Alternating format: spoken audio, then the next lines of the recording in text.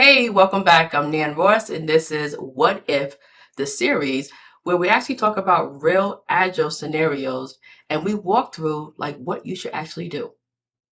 Here, today's scenario, we have two stakeholders, one from sales and the other is from operation. And they both are saying exactly the same thing, that their feature is priority one, and it has to be done in the current release.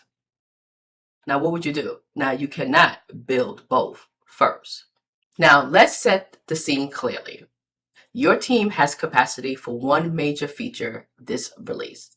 Sales says feature A will close a deal this quarter.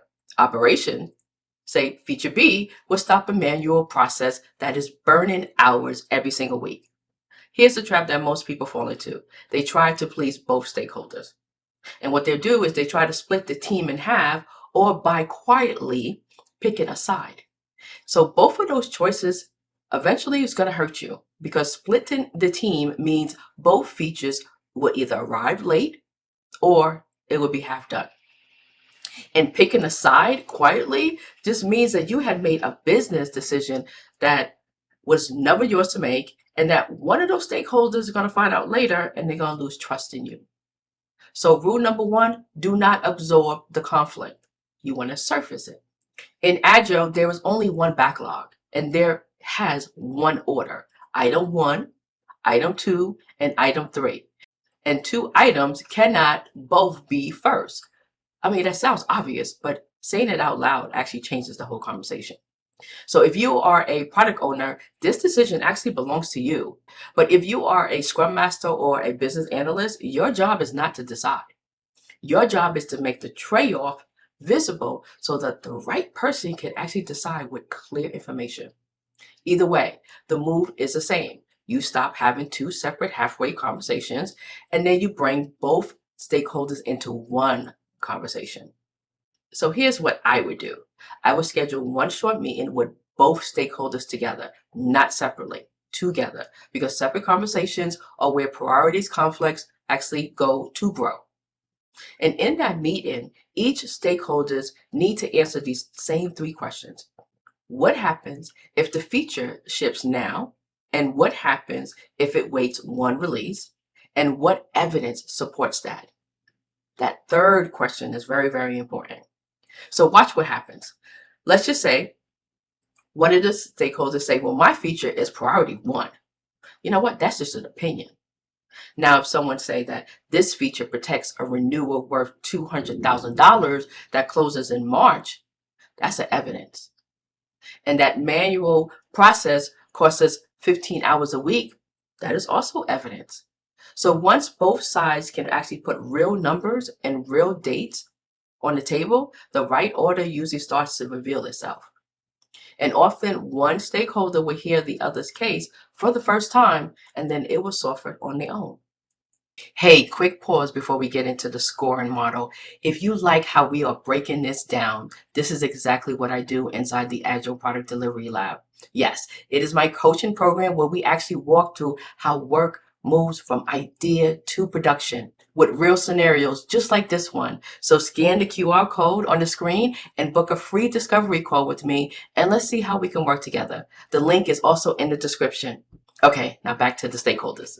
So if the conversation alone doesn't settle it, use a lightweight scoring model.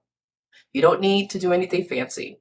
You want to score each feature from 1 to 5 on business value, time sensitivity, and risk of waiting. You add those up and then divide by the effort estimate from the team. So if you heard of the weighted shortest job first, this is a simplified version of that same idea. Value and urgency divided by the size.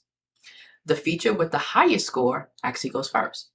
So here's why the framework matters. It's not because the math is magic. It's because that the decision stopped becoming personal.